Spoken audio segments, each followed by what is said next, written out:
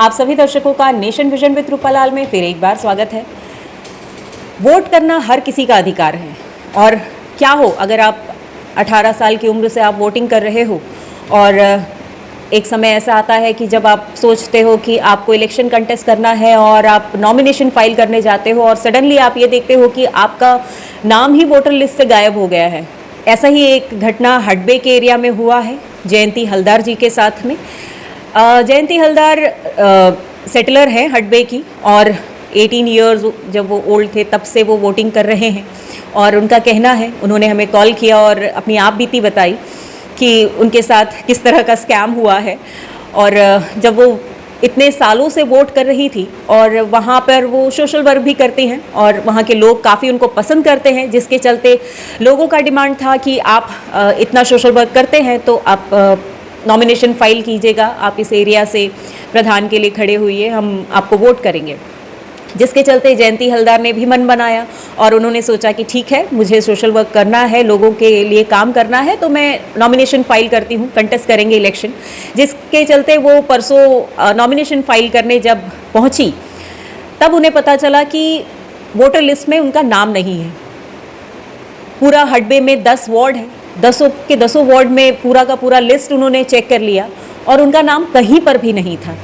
और सबसे हैरत की बात यह है, हमने उनसे पूछा भी क्या आपको लगता है कि इसमें किसी तरह का पॉलिटिक्स हुआ है, तो वो कह रहे हैं कि पता नहीं मैम, पॉलिटिक्स है नहीं है मुझे नहीं पता, मैं बहुत खुशी खुशी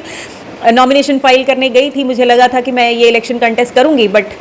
किसके नेग्लिजेंसी की वजह से, किसके गलती की वजह से मेरा नाम लिस्ट में नहीं है मुझे नहीं पता। और जो लोग इस दुनिया से जा चुके हैं, सालों साल हो गया है उनको गुजरे हुए, उन सभी लोगों का नाम वोटर लिस्ट में है, मगर जो जीता जागता इंसान है, जो काम कर रहा है फील्ड में उतर करके, उनका नाम लिस्ट से गायब है। नाम मैम मतलब वो 1 नंबर से 4 नंबर जितना भी वार्ड है ना मैम, सारा मतलब फुल लिस्ट चेक हुआ, कहीं में मैम मेरा नाम नहीं है। तो मैम एक ये नहीं है कि मैम मेंबर में खड़ा होने या फिर प्रधान में खड़ा होने, वो तो बड़ी बात नहीं है मैम। अब हम जब से वोट डाल रहे हैं मैम, जब हम लोग नाम है एमपी इलेक्शन में भी हम लोग पिछला बार जब वोट डाले मैम, आप भी ऐसा कैसा मैडम नाम लिस्ट पे निकल जाता है, बोलिए कोई मतलब ही नहीं बनता ना मैम। ये चीज कैसा इंसान का नाम कट जाता है जब हम लोग यही का है, यही का सेटलर है, भले सेटलर हो या ना हो मैम, वोट डालना हर किसी का राइट होता है ना, तो नाम कैसा हट जाता है मैम पंचायत से।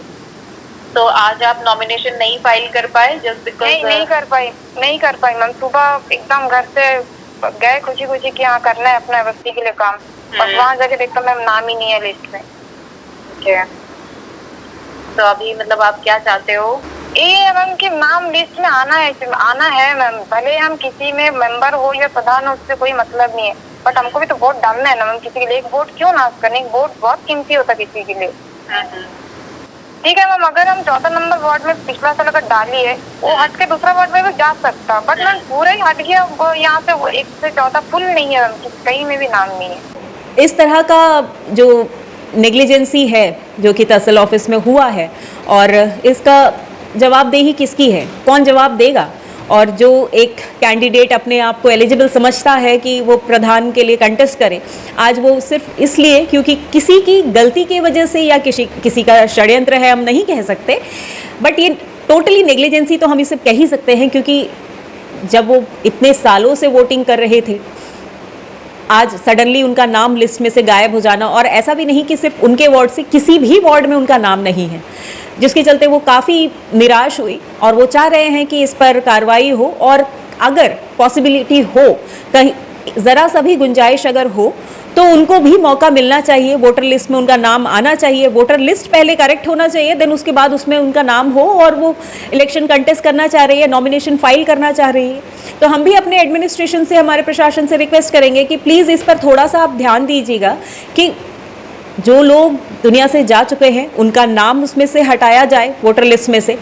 जिससे कि उसको मैनिपुलेट ना कर सके, और जो लोग जिंदा हैं, जो वहाँ के सेटलर हैं, उनका नाम किस तरह से, जिस तरह से जयंती हलदार जी के साथ हुआ, वो और किसी के साथ ना हो। तो हम भी उम्मीद करते हैं कि इस पर